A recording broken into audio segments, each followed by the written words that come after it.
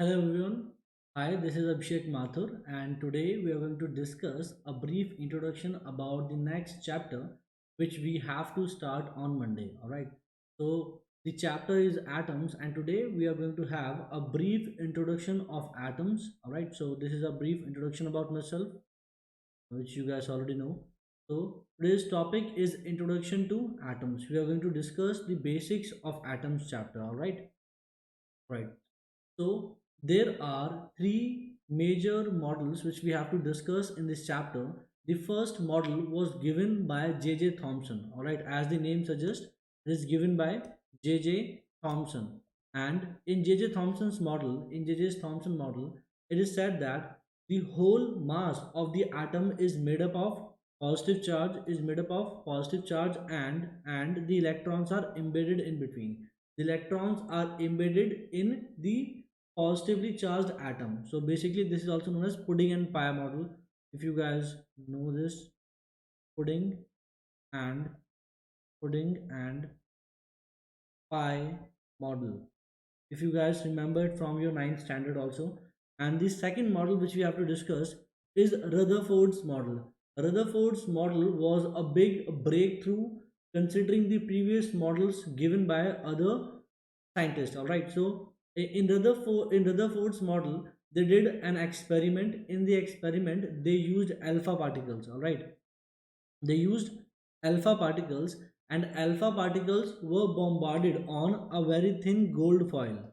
They were bombarded on a very thin gold foil, and it was seen that most of the alpha particles passed straight through the gold foil. All right, most of the particles passed through from the gold foil, and it was said that most of the atom is empty. Most of the atom is empty, skin as if there was nothing inside the gold foil. All right, few particles collided with the atoms of the foil, which have scattered or deflected through considerable large angles. Few particles even turned back towards the source itself. There were very few particles which deflected, most of them straight went through the gold foil. Alright.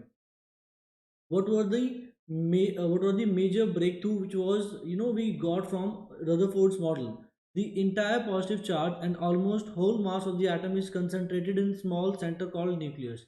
It was said that most of the mass of the atom is concentrated in a very tiny portion which is known as nucleus, and that nucleus is positively charged. Nucleus is positively charged and all the mass is concentrated in the small center known as the nucleus. All right, great. So there were two major limitations of Rutherford's model. The limitations were it could not explain the stability of atom. It could not explain the stability of the atom because, as per the theory, when we have a charged particle accelerating, when a charged particle accelerates, when a charged particle when a charged particle when a charged particle accelerates, it loses energy.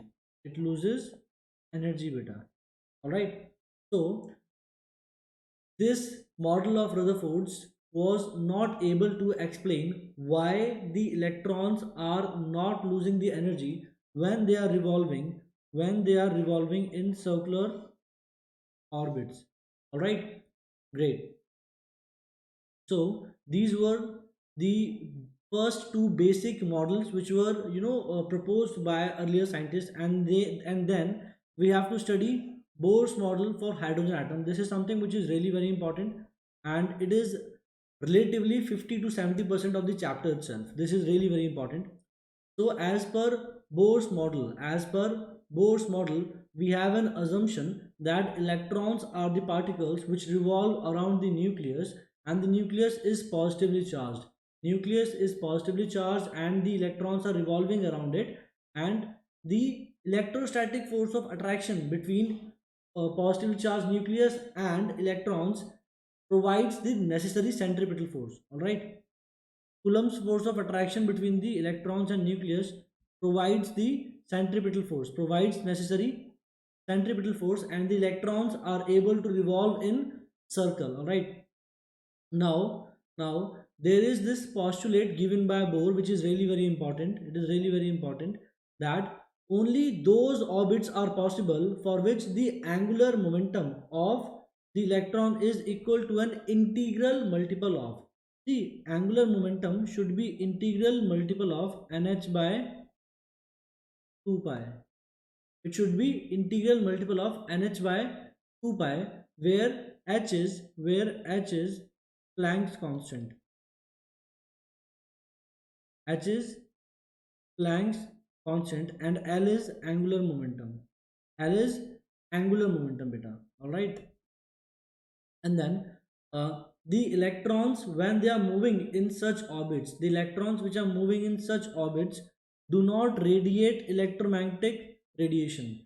This is something which is really very important, and due to this thing, the model of Rutherford fails, because Rutherford was not able to explain that the electrons while revolving in circular orbits are stable, whereas Bohr said that electrons revolve in certain specific orbits.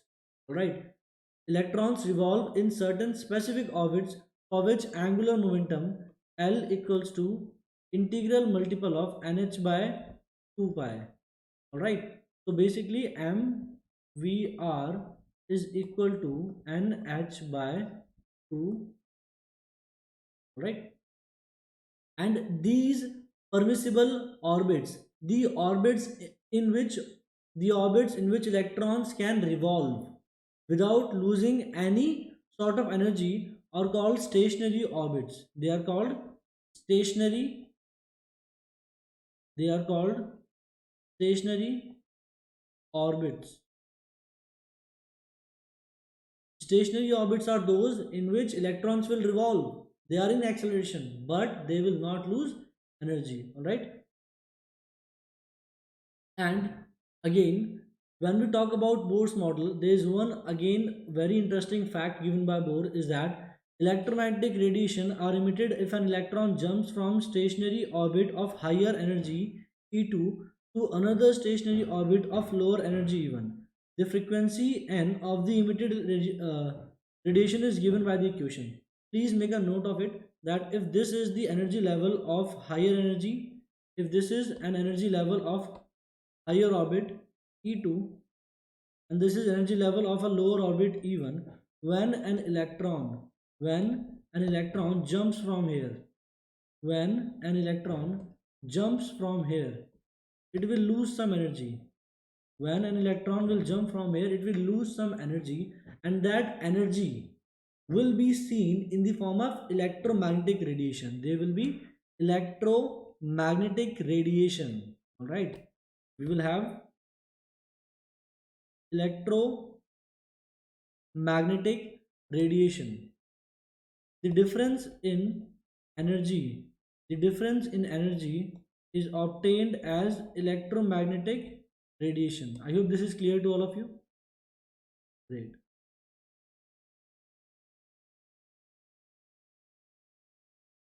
All right. Now, what are the limitations? What are the limitations of Bohr's model? Even though Bohr's model was one of the most successful model of that time, but it also had some limitations, that it was valid. It is valid for only single electron systems. It was valid for only single electron systems, like hydrogen, helium, plus the single electron species. We can also say that single electron systems or single electron species, right? And then this model could not explain the fine structures of spectral lines. We will discuss about these spectral lines in detail when we will complete this chapter in the main class. All right. Now, characteristics of Bohr model. What are characteristics of Bohr model? Characteristics of Bohr model are: what is the radius of the orbit, what is the velocity of the electron, what is the frequency, what is the time period, what is the energy of the electron, etc., etc. We will be discussing this in detail in the class, but let me just write down in short what we will be discussing. In characteristic of Bohr model, we will discuss radius of orbit. We will discuss radius of orbit. We will discuss velocity.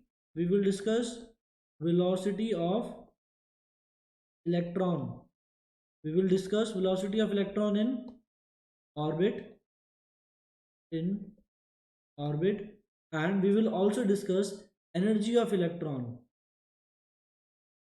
energy of electron, and we also have to discuss frequency, frequency of radiation, frequency of radiation.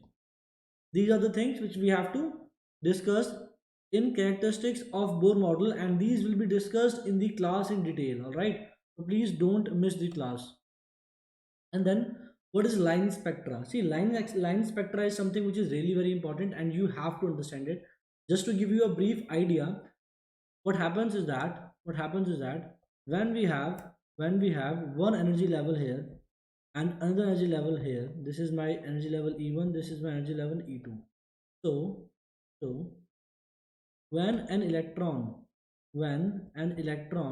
will jump from E1 to when the electron will jump from E2 to E1, it will radiate energy. Radiate it will radiate energy, beta. And this energy will have a frequency specific frequency, and due to this frequency it will have a specific specific color. All right, we will discuss this in the class. All right, don't worry about it. And then what is hydrogen spectrum? What is hydrogen spectrum? See, hydrogen spectrum means that when an electron jumps from higher energy level to lower energy level, it will radiate some energy. All right. So, what are the values of the wavelengths and frequencies when the electron jumps from higher energy level to lower energy level? This is hydrogen spectrum, and in this we have to discuss different series. One is Lyman series. In Lyman series, the electron is jumping to the ground state. The electron is jumping to the ground state. First orbit. Electron jumps from K orbit from n equals to 1 and n equals to 2. All right. For example, if these are my energy levels, then electron is jumping from higher energy levels to the ground state. All right, this is my n equals to 0 or n equals to 1. Let me just, this is my n equals to 1, this is n equals to 2, this is n equals to 3, this is n equals to 4. All right, great. This is Lyman series. And the next series which we will be having the next series which will be having after after Lyman is after Lyman is after Lyman is Balmer, Passion, and so on. And this is something which we have to discuss in detail in the class. So it's my humble request, please don't skip the class. You have to watch that lecture if you want to understand this chapter. All right, great. And then we have to discuss the x-rays at the end of the chapter. What we have to do is we have to discuss the x-rays. We know what are x-rays. X-rays are a part of electromagnetic spectrum. They are a part of electromagnetic spectrum. They are a part of electromagnetic spectrum. All right. Now, how are X-rays produced? When an accelerated electron hits the target, the electron loses its energy in two processes. One gives rise to continuous X-ray and the other to characteristic X-ray. See, there are two types of X-rays.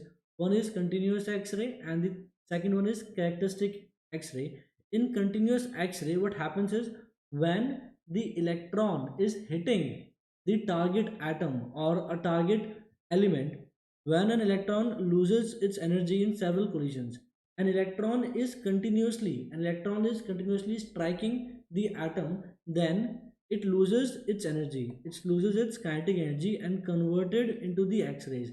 The lost kinetic energy will be converted into X-rays. All right, the corresponding to the maximum kinetic energy lost by the electron, we have the largest frequency of the X-rays. See, we know that hc by lambda equals to E into delta V, charge into potential difference. So lambda is going to be hc by E into delta V, where delta V equals to potential difference. It is potential difference, beta. It is potential difference. All right, so this is the lambda minimum, this is the lambda minimum for maximum loss of kinetic energy. All right, and this is for the continuous X-rays. And now secondly, we have to see the characteristics X-ray. What are characteristic X-ray? When an accelerated electron knocks out the electron of the target atom. See, if this is my nucleus, beta, and I have orbits like this, and this is my K shell. This is my K shell, and in this K shell there is an electron. In this K shell there is an electron. Now when the electron which is coming towards the nucleus accelerated, when it will hit this electron in the K shell, this electron will get displaced. When an accelerated electron knocks out the electron of the target atom, thereby a vacancy is created. See, when this particular electron is knocked out, there will be a vacancy. There will be a vacancy, and to fulfill that vacancy, an electron from higher level will come to the ground level. And when again the electron will come from higher to lower level, from higher to lower level. This is the electron, it will come from higher to lower level. What will happen, beta? We will get X-rays, we will get X-rays. All right, and then we have one we have very important law, Mosley's law. And this is something which will be discussed in the class in detail, and we will solve a lot of questions. We will solve a lot of questions in the class. All right, lot of questions in the class. So I really hope to see all of you in the lecture, so that we can discuss all these things in detail and we can solve a lot of questions together. All right, so thank you so much, and let's meet each other in the class. All right.